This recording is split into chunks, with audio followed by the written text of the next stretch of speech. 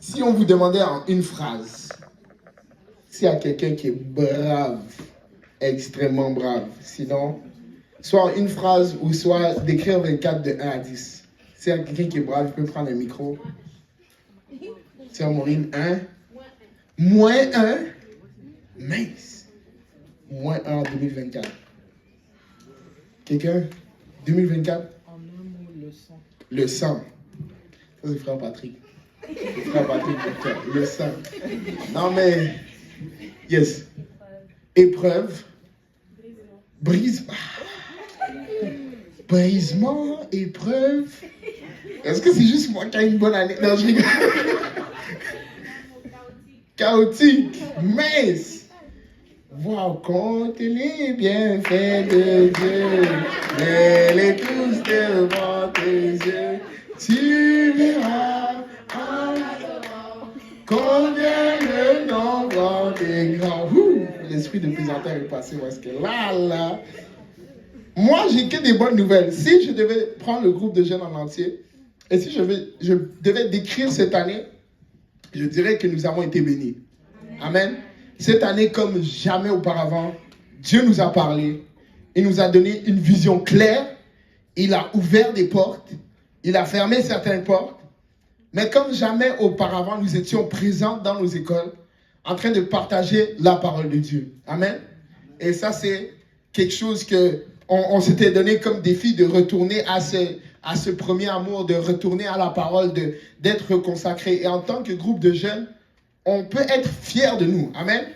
Malgré les brisements, le chaos, les épreuves, on est là quand même. Amen.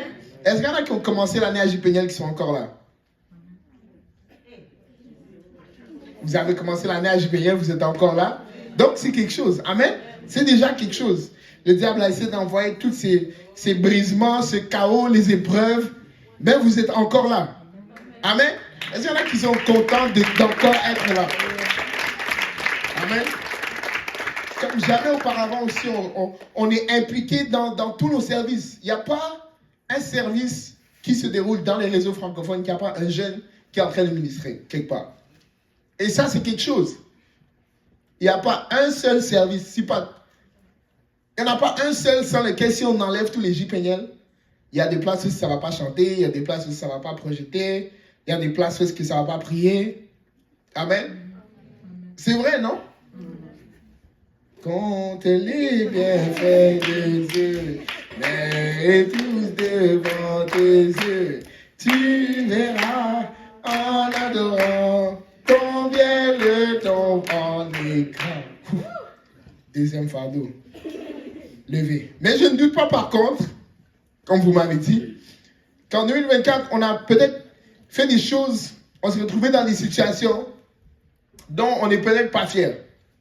Et pour ce dernier service, je vais sortir la chicotte, non je rigole. Et pour le dernier service, je veux juste vous rappeler de l'amour de Dieu dans le cas de l'échec. Amen. Amen. S'il vous plaît les gars, acceptez pas les demandes planiques dans le service. L'échec est inévitable. Amen. Non? Amen. L'échec est inévitable. Amen. Si on était parfait, on allait être il y a 2000 ans sur la croix. Comme on n'est pas là il y a 2000 ans sur la croix, on peut assumer que personne n'est parfait. C'est qui a fait une erreur en 2024? Un faux mouvement en 2024. Non, c'est nous tous, non? On a tous fait un petit... On a tous parlé sans réfléchir. On a tous regardé sans réfléchir. Des fois, c'est regarder, on n'a même pas obligé de parler. Amen. On a tous eu certaines pensées. On a tous commis certains échecs. Mais autant que l'échec est inévitable, la repentance aussi doit être inévitable. Amen. Si on regarde dans la Bible, l'homme selon le cœur de Dieu, Amen, David, il n'a pas eu ce titre à cause de sa perfection.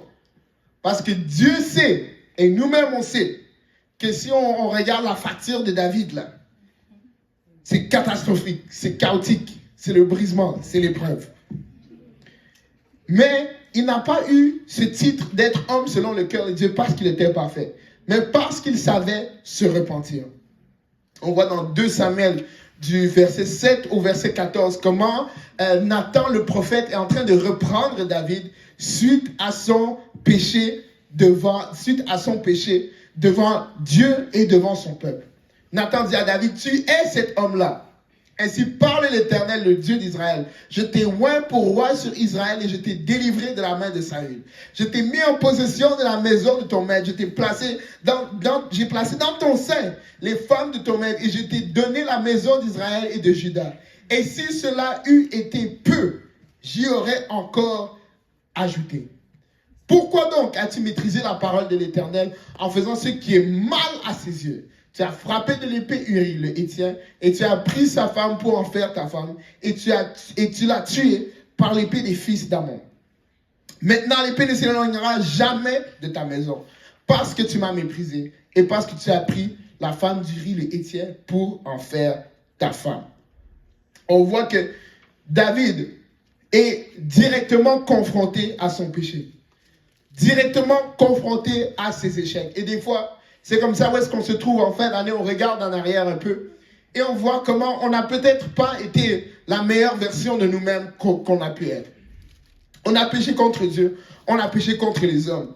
Mais on voit dans Psaume 51, tout le chapitre, comment David s'humilie devant l'Éternel.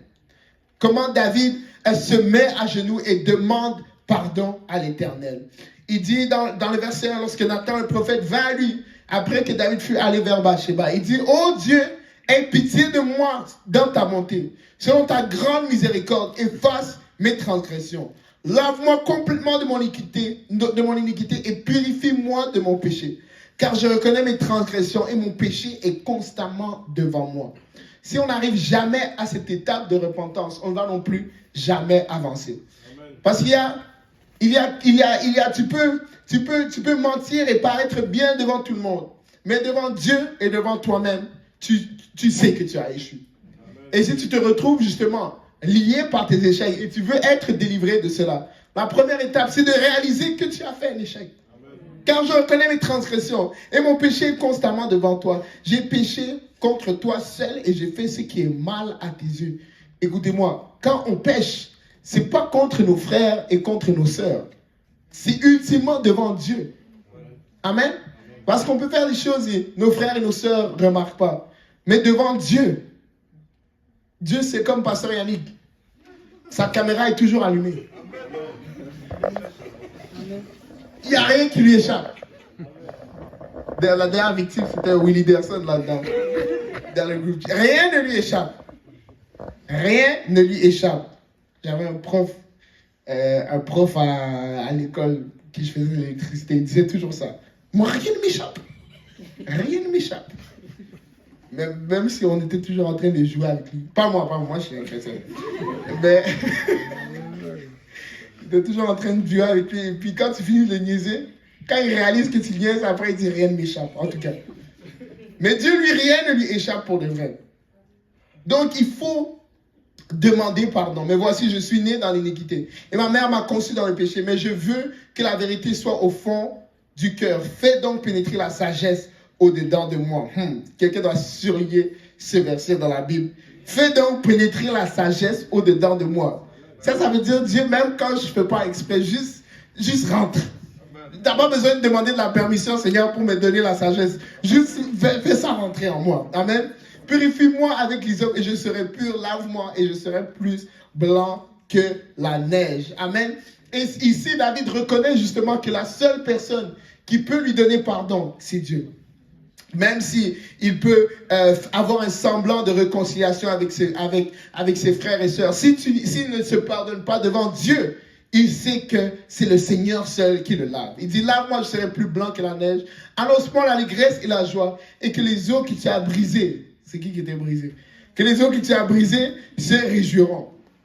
Détourne ton regard de mes péchés, efface toutes mes iniquités. Ô Dieu, crée en moi un cœur pur, renouvelle en moi un esprit bien disposé. Si ce n'est pas déjà surligné, il faut surligner ça encore plus. Oh Dieu, crée en moi un cœur pur, renouvelle en moi un esprit bien disposé. Ne me rejette pas loin de ta face, ne me retire pas ton esprit saint. Rends-moi la joie de ton salut et qu'un esprit de bonne volonté me soutienne.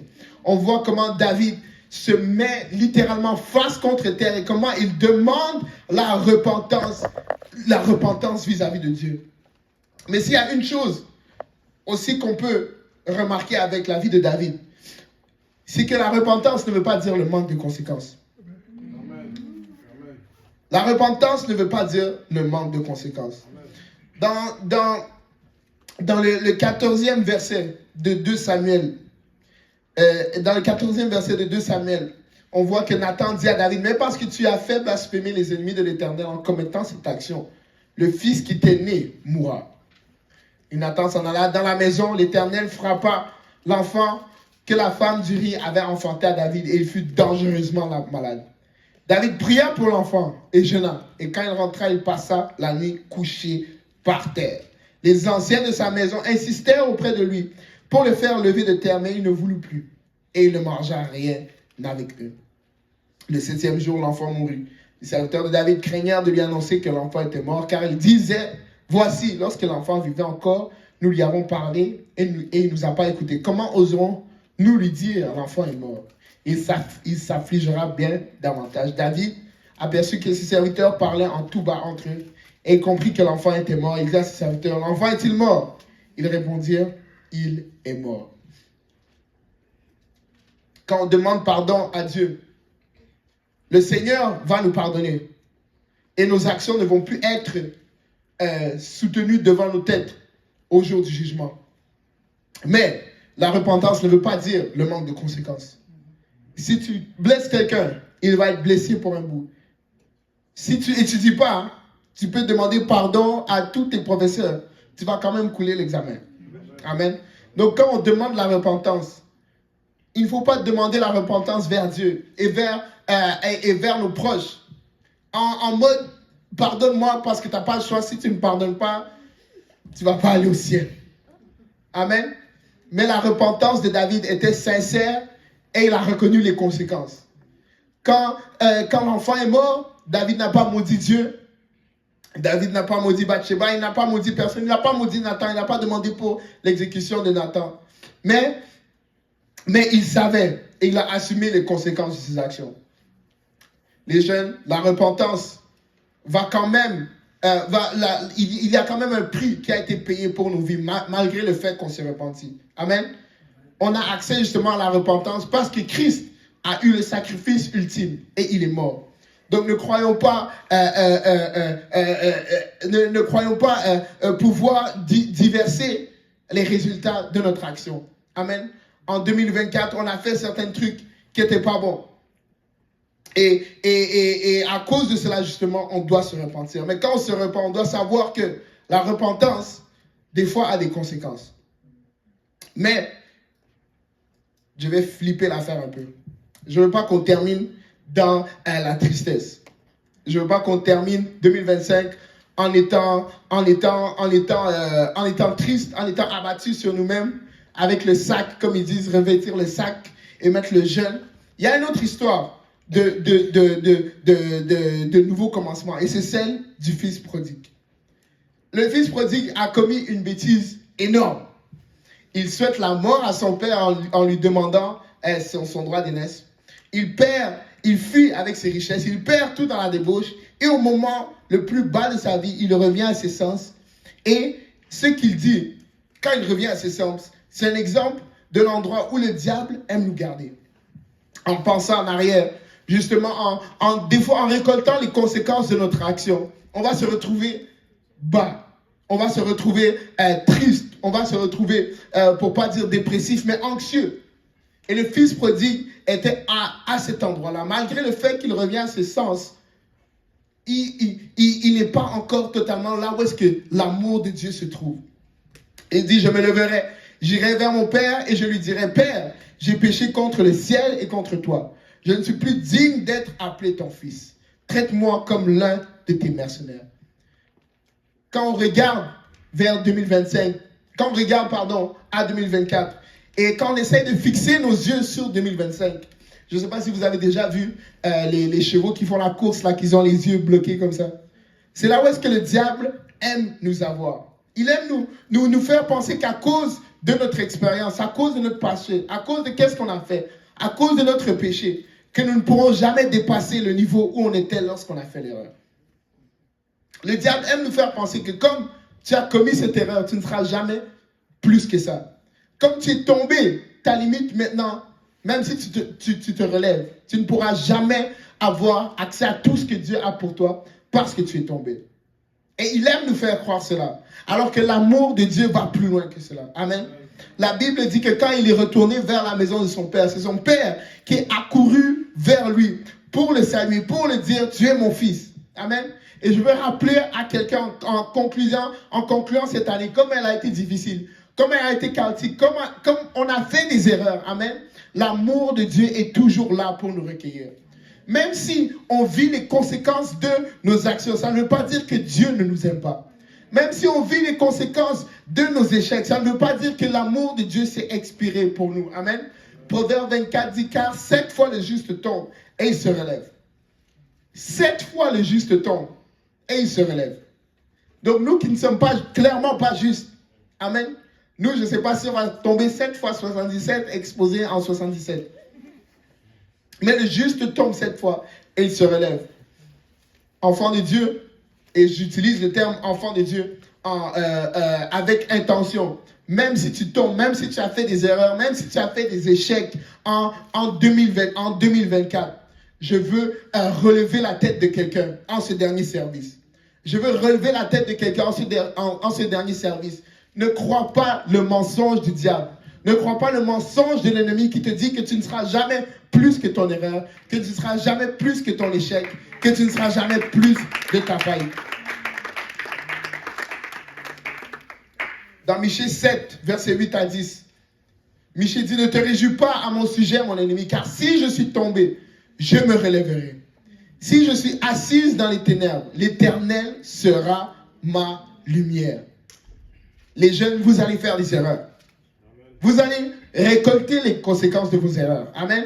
En étant jeune en plus, vous êtes à cet âge où est-ce que vous avez accumulé une certaine expérience de la vie que vous pensez que vous connaissez tout. Amen. Et moi, je me retrouve là. Et vous aussi. Je sais parce que des fois, quand j'essaie de vous donner des conseils, quand j'essaie de vous parler, vous me dites, ouais, mais tu vois, David, c'est pas vraiment ça. Donc, on va tous faire des erreurs. On va tous récolter les conséquences de nos erreurs.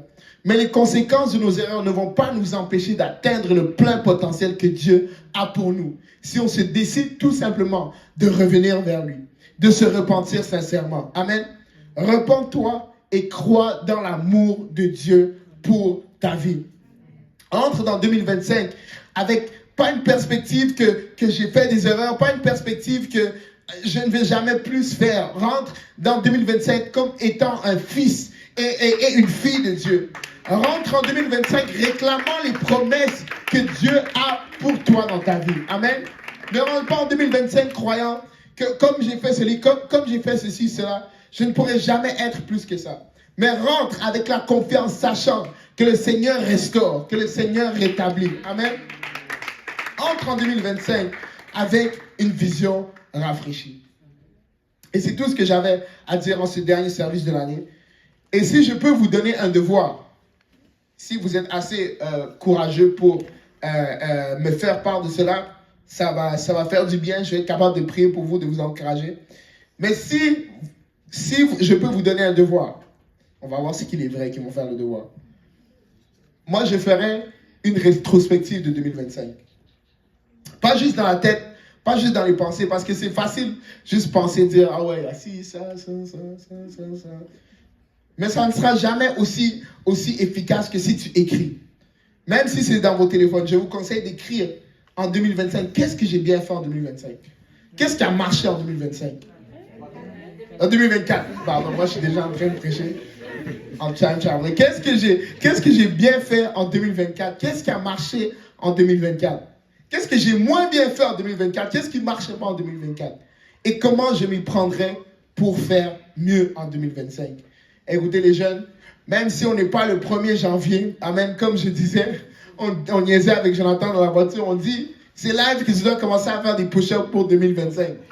C'est maintenant que tu dois commencer à prendre un engagement pour 2025. Attends pas que ça soit à 2025 pour minuit pour dire, ok, À partir de maintenant, je change. Amen. Et là, je parle des projets, mais ça s'applique dans votre vie de prière. Vous dites, ah, en 2024, peut-être j'ai pas assez prié. Rentre ce soir, prie. En 2024, j'ai pas assez lu ma Bible. Rentre à la maison, lis ta Bible. C'est aussi simple que cela. Des fois, parce que les choses de Dieu sont un peu moins tangibles, on a l'impression que c'est quelque chose de tellement loin. Oh non, il faut d'abord que je fasse ci, que je fasse ça, et que je ressente un petit ballonnement dans mon ventre, et puis que je tombe à terre, que je vomisse le mauvais esprit de 2024, et puis là, je vais recommencer. Tu veux être un homme de prière? Rentre à la maison, prie à partir d'aujourd'hui. Tu veux être une femme de prière? Rentre à la maison, prie. Tu veux évangéliser plus? Va parler à quelqu'un de Dieu. C'est aussi simple que cela. Les jeunes, ça ne sert à rien de prendre des engagements dans le vide pour l'année prochaine et juste espérer qu'on va y arriver. Vous allez vous retrouver en juin et puis...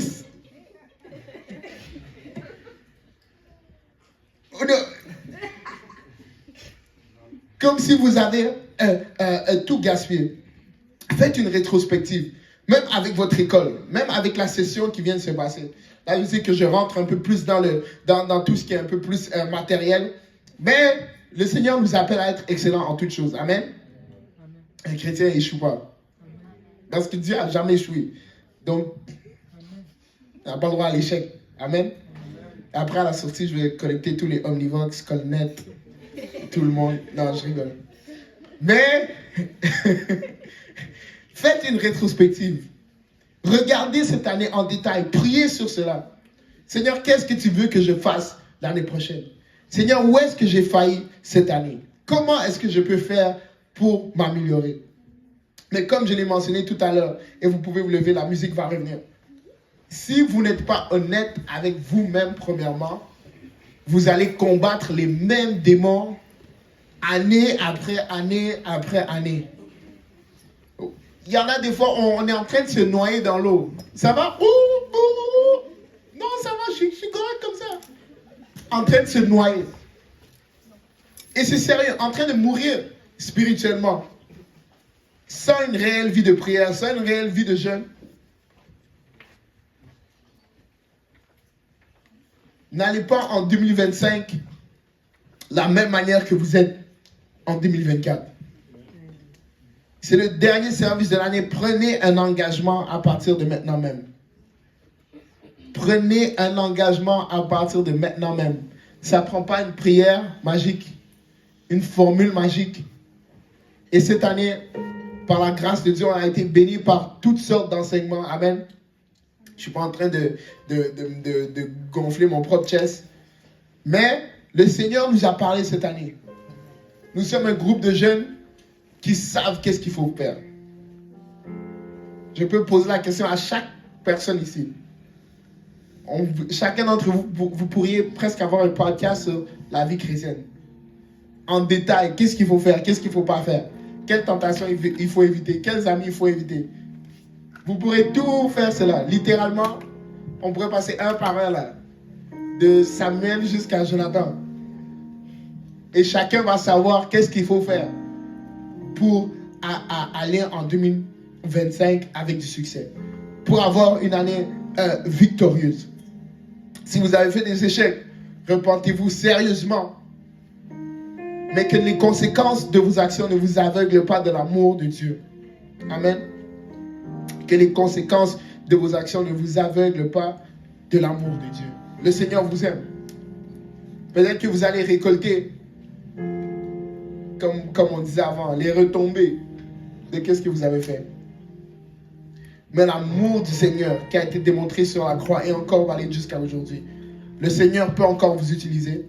Le Seigneur va vous utiliser. Il va faire de grandes choses à travers ce groupe de jeunes. Si on regarde même le groupe qu'on est avant le début de l'année et cette année, ça fait toute une différence.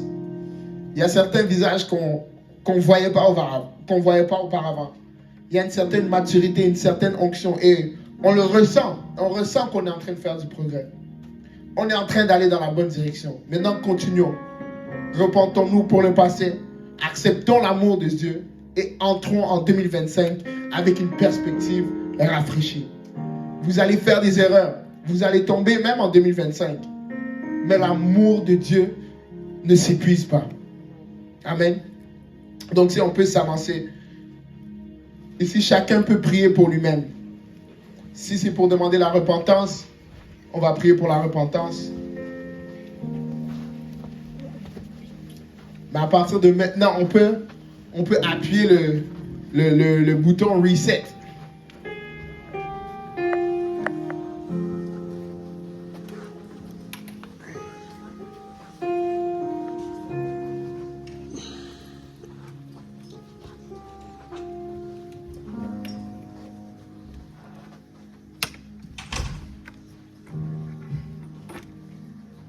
Le Seigneur peut vous utiliser, il va vous utiliser en 2025.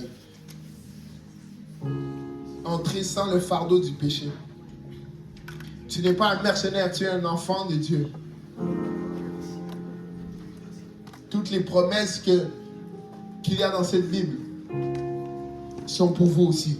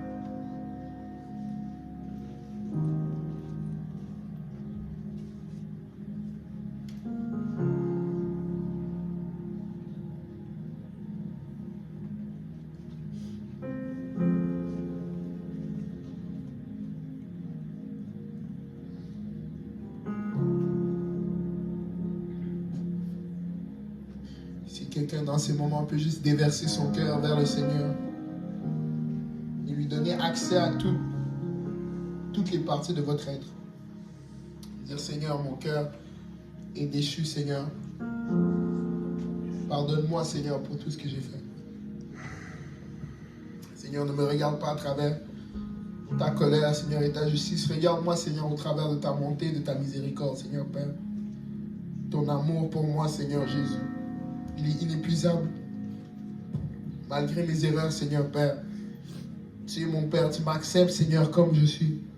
Sans d'autant plus valider mes erreurs, mais tu m'acceptes quand je suis prêt à changer, Seigneur, et je veux changer. Seigneur, je ne veux pas entrer en 2025, Seigneur Jésus, de la même manière que je suis entré en 2024, Seigneur. Je ne veux pas entrer, Seigneur, dans cette nouvelle année, Seigneur, sans avoir pris des bonnes décisions, Seigneur, qui vont aligner, Seigneur, ma vie, Seigneur, qui vont aligner, Seigneur, cette prochaine année.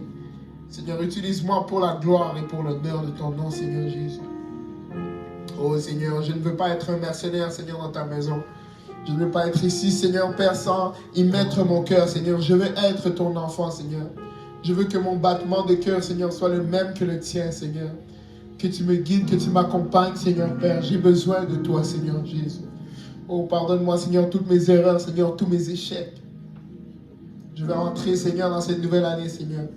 Et recommencer à nouveau avec toi, Seigneur, Père. À partir de maintenant même. À partir de maintenant même, Seigneur Jésus. Change mon cœur, Seigneur. Crée en moi un cœur pur, Seigneur. Renouvelle en moi un esprit bien disposé, Seigneur. On ne me retire pas de ta face, Seigneur Jésus. Ne me retire pas ton Esprit Saint, Seigneur Père. Renouvelle en moi un cœur pur, Seigneur Jésus.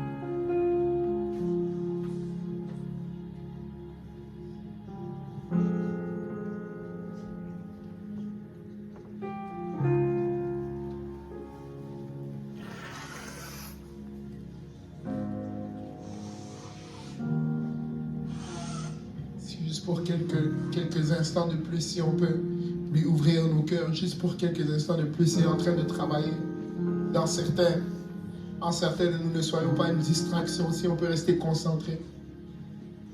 Que le Seigneur nous sonde, que le Seigneur nous observe, que le Seigneur nous nettoie, qu'il nous lave, qu'il nous change.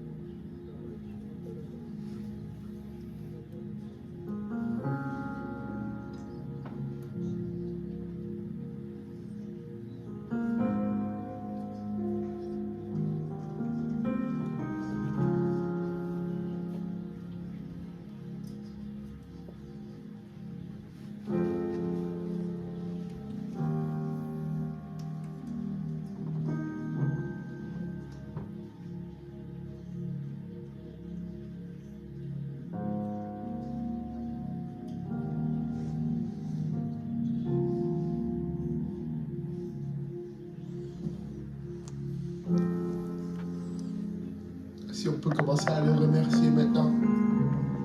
Et que la honte du péché et que la culpabilité du péché soit enlevée de sur le cœur. Oh Seigneur Père, je crois en ton pardon, Seigneur Jésus. Je ne veux pas vivre dans le mensonge et le diable, sous la condamnation, Seigneur Père. Tu es déjà mort, Seigneur, sur la croix, Jésus. Tu es déjà mort, Seigneur Père, pour les péchés de l'humanité, Seigneur Jésus. Oh, enlève ce fardeau du péché dans ma vie, Seigneur Père. Oh, je veux marcher en nouveauté de vie, Seigneur Jésus. Je veux marcher en nouveauté de vie, Seigneur Père. Si quelqu'un peut se lever, si quelqu'un peut le remercier aujourd'hui et dire merci, Seigneur, pour tout ce que tu as fait en 2024, Seigneur. Merci pour ta bonté, merci pour ta miséricorde. Merci pour ta patience envers moi, Seigneur Père. Oh, je veux te louer, je veux t'adorer, Seigneur Père. Oh, Seigneur, je vais lever ma voix et te remercier. En avance pour ce que tu vas faire, Seigneur Jésus. En avance pour ce que tu vas faire, Seigneur Père. Oh, merci Jésus. Merci Jésus. Merci Jésus. Merci Jésus. Merci Jésus. Alléluia. Merci Seigneur. Merci Seigneur.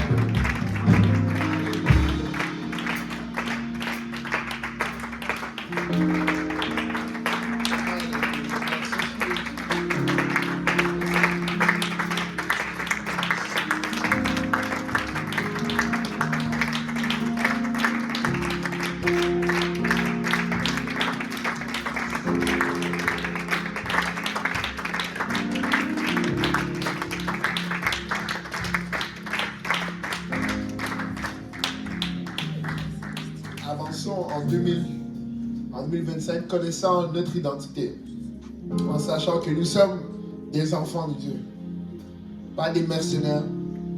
Mercenaires, si tu échoues, on te renvoie. Mais tu dois dire à Dieu, Seigneur, tu ne peux pas me renvoyer. J'ai besoin de toi. Tu ne peux pas me renvoyer. Je suis un enfant de Dieu. Et on parlait justement avec le pasteur le pasteur Jean-Yves et le pasteur Kaozi. Entre deux coups de pinceau. Quand tu regardes historiquement, Israël était environ 629 000 en Égypte. 629 000, et ça, c'est pas homme, femme, enfant. C'était 629 000 hommes prêts à faire la guerre. 629 000 pasteurs Yannick. Si ça brasse. Alléluia. Il va les brûler. Amen. 629 000. Et vous savez, il y avait combien d'Égyptiens? L'armée d'Égypte, si quelqu'un peut juste faire une petite hypothèse là. Combien? 100 000? 29 000. 29 000. Comment est-ce que 629 000 personnes sont mises en esclavage par 29 000 personnes? Ça, c'est parce qu'ils ont oublié qui ils étaient. Ils ont oublié qui ils étaient. Vous êtes des enfants de Dieu. Vous allez faire des échecs. Mais que vos échecs ne vous condamnent pas.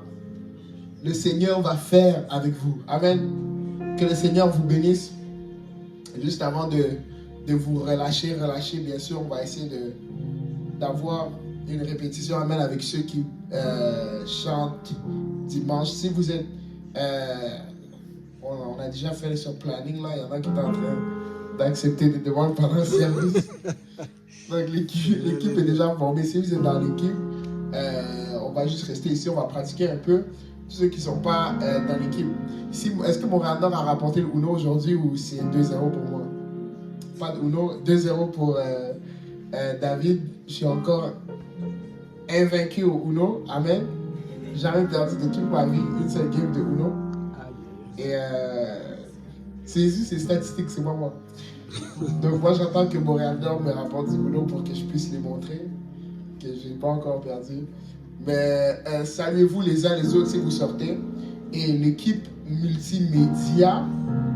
Amen. Oh, voilà. Dimanche, on va faire quelque chose de spécial. On va faire des annonces, mais sur vidéo. Cependant, les annonces, il ne va pas y avoir quelqu'un qui parle. On va juste mettre play. Si la projection va être avec nous, juste ce genre-là. Production, don't sell us, please. Please. On va faire des annonces vidéo. Donc, si vous voulez aider avec les annonces, votre tête va être affichée dans tous nos églises. Ben, dans toutes les églises qui participent, bien sûr. Donc, à Saint-Laurent, si vous êtes down, si vous êtes volontiers, venez me voir. On va faire ça après le service. Sinon, partez dans la paix du Seigneur. Je sais que c'est le dernier service. Si vous voulez aller chercher du Wendy's, du Tim Hortons à côté et revenir, on va hang out jusqu'à temps que le Seigneur nous relâche. Amen.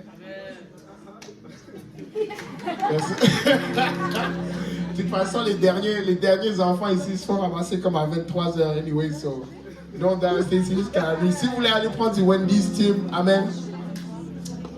Il est où mon portefeuille? Mon portefeuille est sur le banc.